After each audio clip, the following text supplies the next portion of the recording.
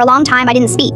Then one day, I said just a few quiet words and everything changed. Riley always filled the silence for me. That was just who she was. Everyone assumed our friendship worked because she was loud and I was quiet, because her energy needed somewhere to land, and I never challenged it, but I think the truth was simpler than that.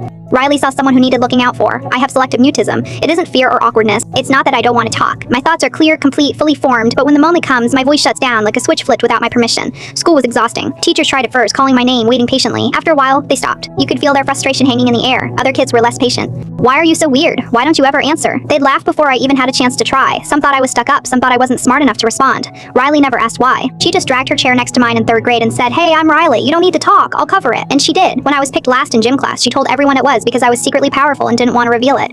When kids mocked my silence, she'd stare them down and say, "She just doesn't talk to people who aren't worth it." She never made it feel like charity. It was just loyalty, loud, fearless, constant. We grew up side by side, bonded over everything, especially our obsession with miraculous Ladybug.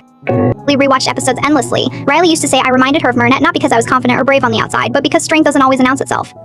Whenever I doubted myself, she'd lean close and whisper, "You're Ladybug, you just don't see it yet." I knew there was something I wanted to tell her, something that mattered, something more than silence. So for her 15th birthday, I decided to say it without words. I worked on it secretly at night, after homework, when the house was quiet and my thoughts felt safe. I built a jewelry box inspired by the show, the red and black one that held the miraculous. I studied screenshots, painted every scroll carefully, carved tiny drawers to match the design. Inside, instead of powers, I placed pieces of us. A tiny photo from 6th grade folded into a heart. A miniature version of the scarf she once gave me when I lost mine. A handwritten note listing her real strengths, her loyalty, her humor, the way she always showed up. In the last drawer, I placed a ladybug necklace I'd saved months to buy. Beneath it, taped carefully, was a short note, "Open it with me." I barely slept the night of her party. My hands were shaking the entire time.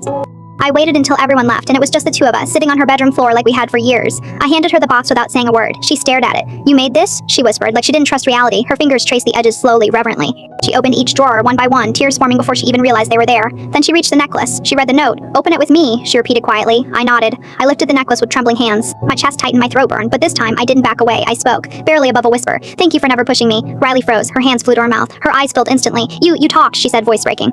"You talked to me." I nodded again, laughing through tears. She hugged me so hard I could hardly breathe. "You really are Ladybug," she whispered. I cried not from fear but from relief. Riley still does most of the talking, but now when I speak I know my voice belongs there. And when I use it, it's always for the people who made me feel safe enough to try.